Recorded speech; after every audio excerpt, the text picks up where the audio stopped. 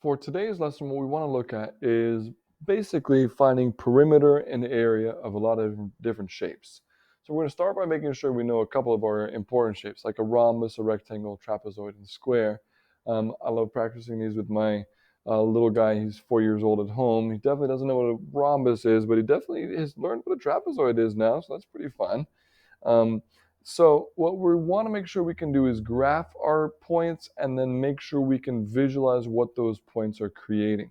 So I'm going to show you, obviously you know how to graph points by hand. I'm also going to show you how DESMOS can graph points and make shapes for you. Something that's pretty exciting that I haven't shared with other students until now.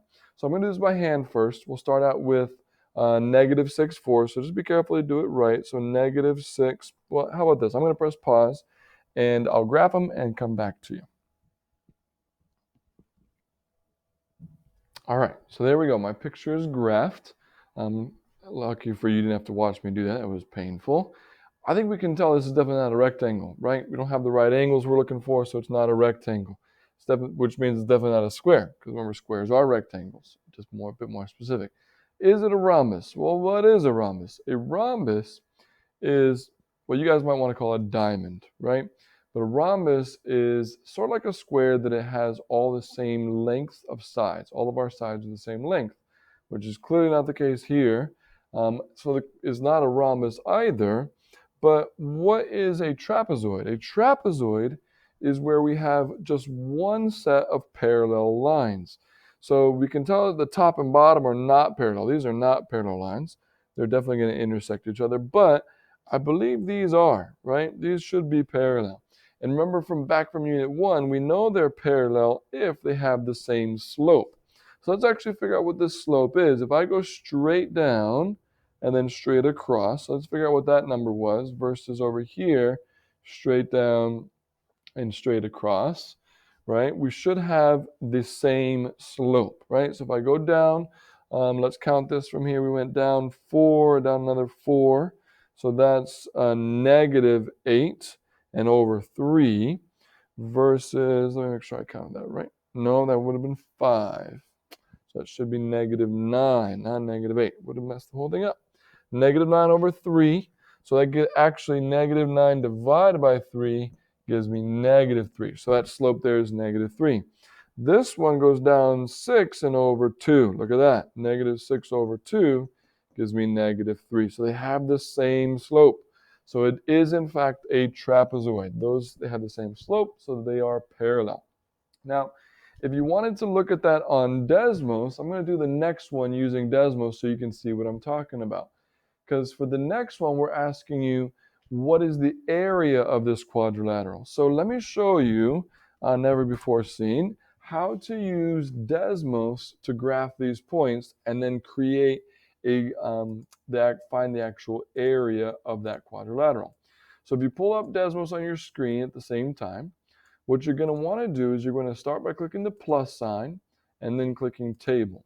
All right, we've done this before. And we're now going to type these points in.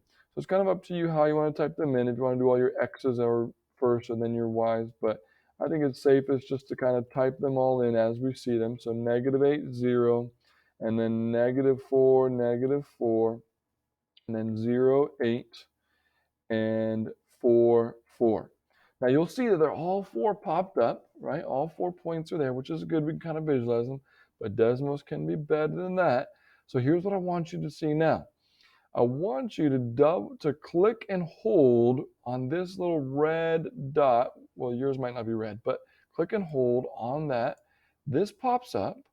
And now what I want you to do is I want you to turn on the lines switch. And look at that. Uh-oh, we got an issue, don't we? What happened here is that Desmos is connecting them, but we got to change our order up a little bit. The order isn't going all the way around. So what we need to do is we started out here at -8, 0. Then we went to -4, -4. And the next one needs to be 4, 4. So let's change our order a little bit. I'm just going to delete this point.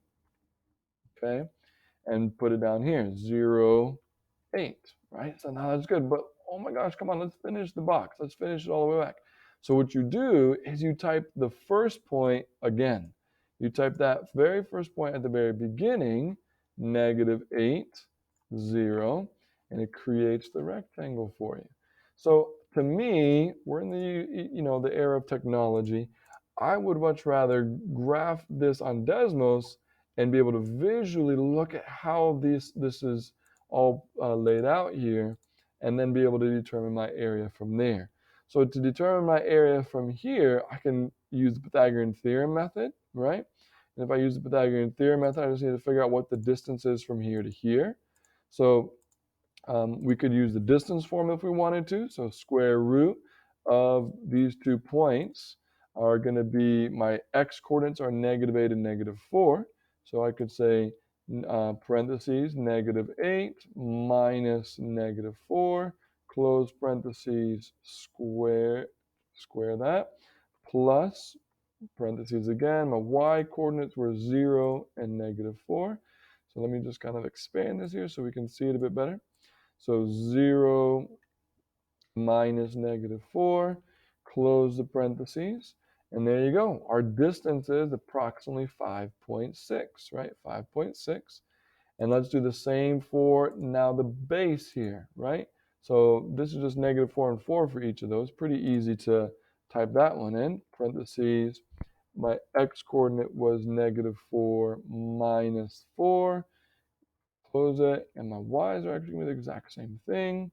-4 minus 4, close and squared. So the distance there is 11.3 if I round. So now, if I want to find the area, because this was asking for the area of the quadrilateral, I can simply multiply those together.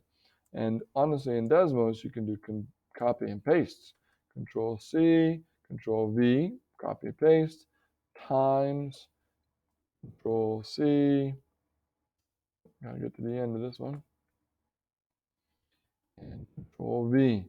So there we go. When I multiply all of that together, I multiply that entire thing together, it gives me 64. That's my base times my height. This was my base right here, times my height right here. And so the area of my rectangle is 64 units squared. So that's an example of how Desmos can actually help us graph these shapes and then help us calculate their perimeters or their areas as well. So we're going to spend a few more minutes practicing that, and then we'll be done for the day.